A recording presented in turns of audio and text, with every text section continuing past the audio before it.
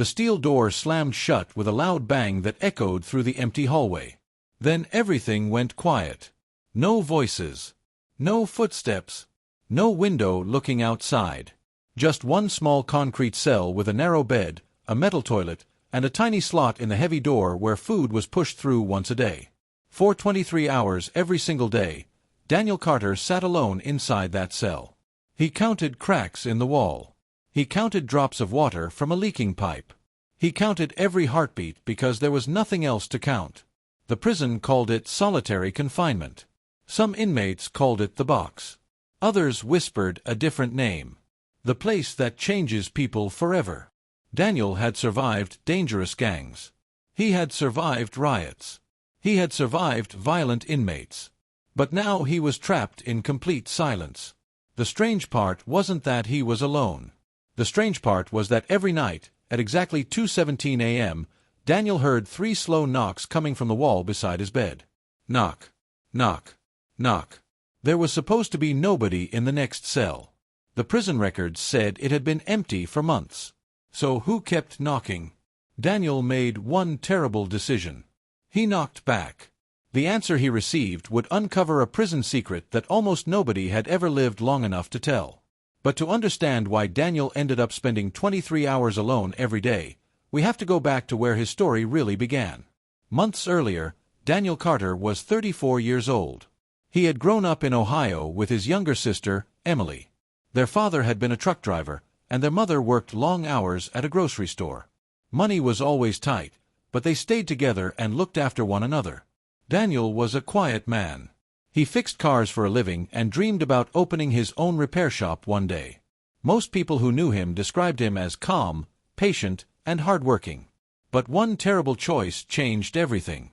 One rainy evening, Daniel agreed to help an old friend named Ryan move what Ryan claimed were stolen electronics hidden inside a storage building. Daniel believed it was a simple theft. He planned to earn quick money and walk away. He never expected the night to end with flashing police lights.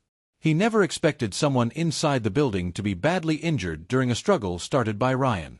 Daniel was arrested with everyone else. Even though investigators later proved Daniel had not planned the violence, he was still convicted for taking part in the crime. Years later, Daniel found himself entering Greystone State Prison. The prison looked like a giant block of gray concrete surrounded by razor wire that sparkled under the morning sun. The heavy gates closed behind him. The sound stayed in his mind. Inside, Officer Marcus Reed spoke without looking at him. "Listen carefully," he said. "This place has rules. Follow them, and you'll make it through. Break them, and this prison will decide your future." Daniel nodded quietly. The first weeks were exactly what he feared. Loud metal doors. Constant shouting. Endless head counts. He learned when to keep his eyes down. He learned which tables to avoid in the dining hall. He learned never to ask questions about another inmate. Slowly, he built a simple routine. He worked in the prison laundry, read books from the library, and wrote letters to Emily every Sunday. The days were difficult, but they were predictable. Then strange things started happening. One afternoon, Daniel noticed another inmate staring at him across the dining hall. The man's name was Victor Hayes. Everyone seemed afraid of him. Victor smiled. It wasn't a friendly smile. Later that evening, Daniel returned to his cell and found a folded piece of paper lying on his bed. There was no name. No fingerprints. Only 6 handwritten words. "You saw something you shouldn't have seen." Daniel's hands began to shake. He turned toward the bars of his cell just as the prison lights suddenly went out. The lights went out so fast that the whole prison seemed to disappear. For one long second, Daniel could not see anything. Then came the sounds. Metal doors rattled. Someone yelled from far down the hallway. Another inmate pounded on his cell door. A loud alarm started ringing before stopping just as suddenly as it had begun. Daniel stood perfectly still. His heart raced as he held the note in his hand. "You saw something you shouldn't have seen." He read the words again and again. What had he seen? He searched his memory, but nothing seemed important. He was just trying to survive each day. A few minutes later, the emergency lights came on, covering the hallway in a dim red glow. Officer Marcus Reed walked past each cell with a flashlight. "Everyone stay where you are," he shouted. Daniel stepped closer to the bars.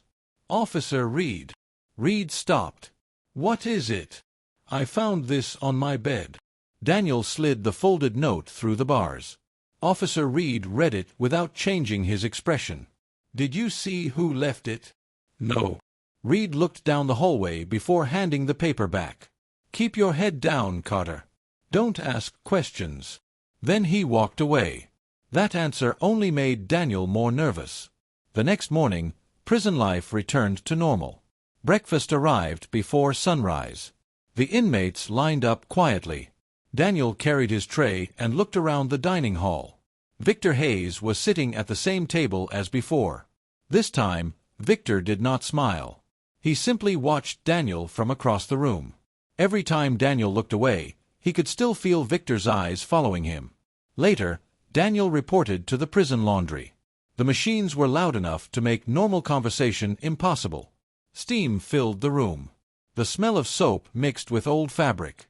Daniel tried to focus on folding clean uniforms, but his thoughts kept returning to the mysterious note. During lunch break, another inmate quietly sat beside him. The man was older, with gray hair and tired eyes. "My name's Frank," he said softly. Daniel nodded. "I've seen you around." Frank looked over both shoulders before speaking again. "Victor Hayes doesn't watch people without a reason." Daniel stayed silent. Frank continued. "Years ago, Victor ran one of the biggest smuggling groups inside this prison. Phones, drugs, money, anything that could be hidden, someone tried to move it." "I don't want any part of that," Daniel replied. "I believe you. Then why is he watching me?" Frank sighed. "Because someone thinks you know something." Daniel shook his head. "But I don't." Frank leaned closer. "Sometimes the truth doesn't matter in here." Before Daniel could ask another question, a correctional officer ordered everyone back to work. The conversation ended. That evening, Daniel returned to his cell. He searched every corner. Under the mattress. Inside the blanket. Behind the toilet. Nothing. No more notes. No clues. He finally sat on the narrow bed and opened the latest letter from his sister Emily. She wrote about her new job. She told him their mother's roses were blooming again. She ended the letter the same way she always did. "Don't give up.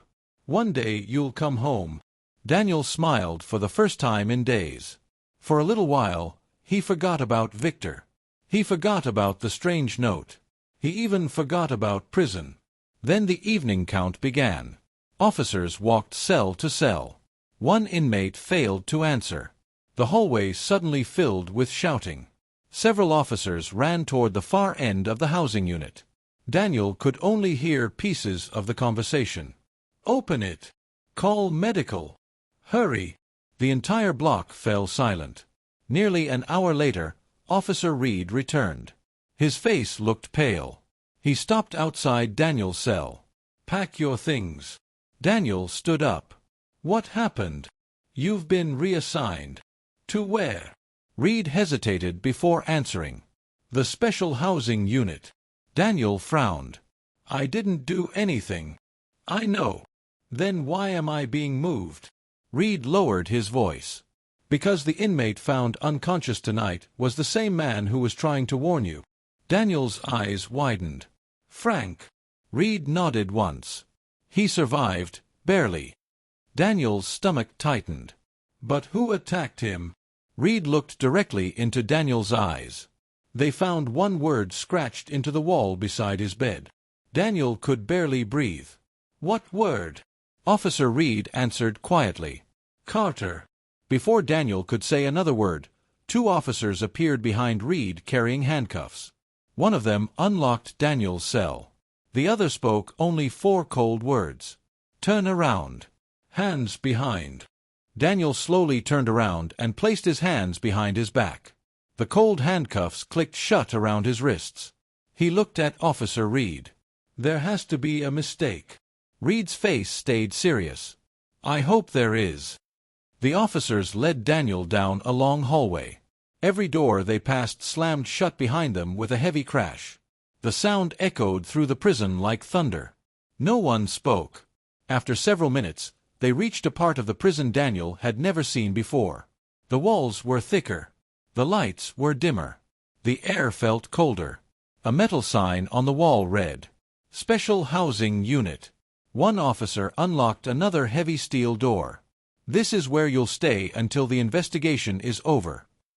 Daniel stepped inside. The cell was much smaller than his last one.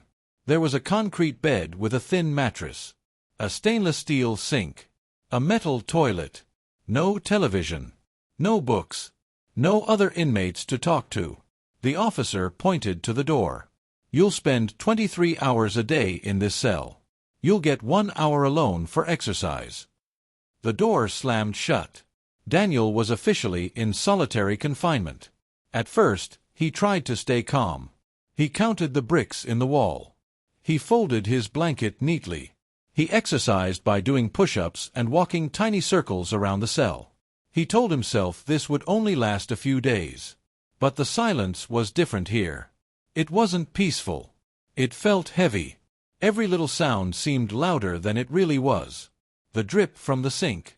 The buzz of the light. His own breathing. Days began to blend together. Meals came through a small slot in the door. Sometimes Officer Reed delivered them. Sometimes another officer did. Nobody stayed long enough to talk. Daniel waited for news about Frank. None came. He waited to learn who had written his name on the wall. No answers arrived. One afternoon, Officer Reed stopped outside the cell. "I brought you something." He slid a small envelope through the food slot. It was another letter from Emily. Daniel opened it carefully. His sister wrote that she had hired a lawyer to review his case. She believed someone inside the prison was trying to blame him for something he didn't do. She ended the letter with the same message as always. "Keep believing. You're stronger than you think." Daniel folded the letter and placed it under his mattress. It became the one bright part of his day. That night, just as he was starting to fall asleep, he heard a faint sound. Tap, tap, tap. Daniel sat up. He listened carefully. Nothing. He lay back down. A few minutes later, the sound returned. 3 slow taps. They came from the wall beside his bed. Daniel frowned. He remembered the prison records. The next cell was supposed to be empty. He moved closer to the wall. "Hello." No answer. Only silence. The next night, it happened again. 3 slow taps. Always 3. Always at nearly the same time. Daniel pressed his ear against the cold concrete wall. He thought he heard breathing. Very soft. Very slow. He stepped back. Maybe another inmate had been moved into the next cell without anyone telling him. The following day, during his 1 hour outside the cell, Daniel was placed alone inside a small fenced yard with concrete walls too high to see over. Officer Reed watched from a distance. When the hour ended, Daniel quietly asked him, "Is someone in the cell next to mine?" Reed looked surprised. "No. I keep hearing knocking." Reed was silent for a moment. Then he answered, "Ignore it. Someone is there. I said ignore it." Before Daniel could ask another question, Reed escorted him back inside. That response only made Daniel more curious. Late that night, the prison became completely silent again. Then the familiar sound returned. Knock, knock, knock. Daniel stared at the wall for several seconds. His heart beat faster. Finally, he made a choice. He raised his fist. He knocked back 3 times. For several seconds, nothing happened. Then a voice, barely louder than a whisper, came through the concrete wall. "Don't trust Hayes." Daniel froze. The voice sounded weak, as if the person had not spoken in days. He leaned closer.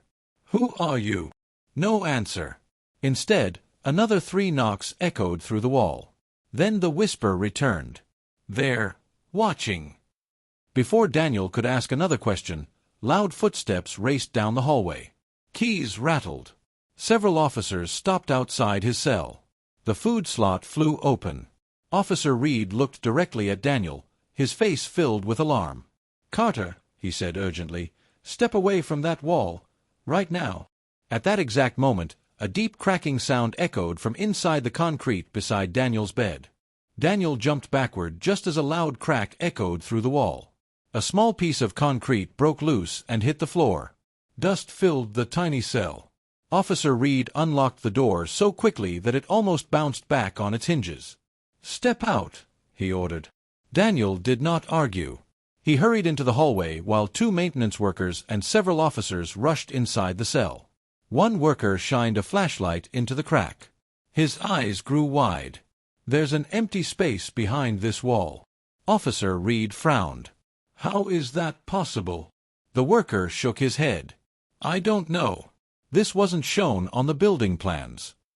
Daniel watched as the workers carefully removed another loose piece of concrete. Behind it was a narrow gap between 2 walls. Hidden inside the gap was something wrapped in old plastic. One officer carefully pulled it out. It was a small notebook. The cover was faded and covered with dust. Officer Reed slowly opened it. Every page was filled with neat handwriting. Names, dates, cell numbers, times. Some pages listed items that had entered the prison without permission.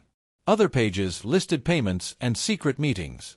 Daniel could not understand everything he saw, but one thing was clear. Whoever wrote the notebook had been keeping records for a very long time. Officer Reed quietly closed it. "No one touches this." He handed the notebook to another officer. "Take it directly to the warden." Daniel looked at Reed. "Is that why someone left me those notes?" Reed hesitated. "I don't know yet. But somebody hid that notebook." "Yes. And somebody wanted me to find it." Reed didn't answer. Instead, Daniel was moved to another solitary cell farther down the hallway. This one looked almost exactly the same. Gray walls, steel door, concrete bed. Only one thing was different. There was no wall beside the bed. The cell stood at the very end of the hallway. That night, Daniel tried to sleep, but questions filled his mind. Who had hidden the notebook? Who had whispered through the wall? Why had someone written his name beside Frank's bed? The next morning, Officer Reed returned. He looked tired, as if he had barely slept. "I have some news." Daniel stood. "About Frank?" Reed nodded. "He regained consciousness." Daniel felt relieved. "Can I talk to him?" "No." "Did he say who attacked him?" "He refused." Daniel frowned. Why would he stay silent? Reed looked around the hallway before speaking quietly. He said the people behind this reach farther than most inmates realize. Daniel felt a chill. "What does that mean?" "I honestly don't know." Before Daniel could ask another question, Reed was called away by another officer. The heavy door closed again. Hours passed. Daniel spent his time reading the Bible that had been left in the cell. He exercised. He counted steps from one wall to the other. He tried not to think. Late that afternoon, food arrived. The tray looked normal. Bread, rice, beans, an apple. As Daniel lifted the plastic cup, he noticed something underneath it. A tiny folded piece of paper.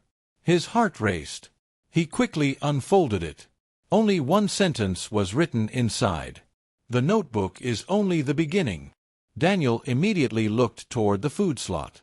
The officer pushing the cart was already halfway down the hallway. Daniel called out, "Wait."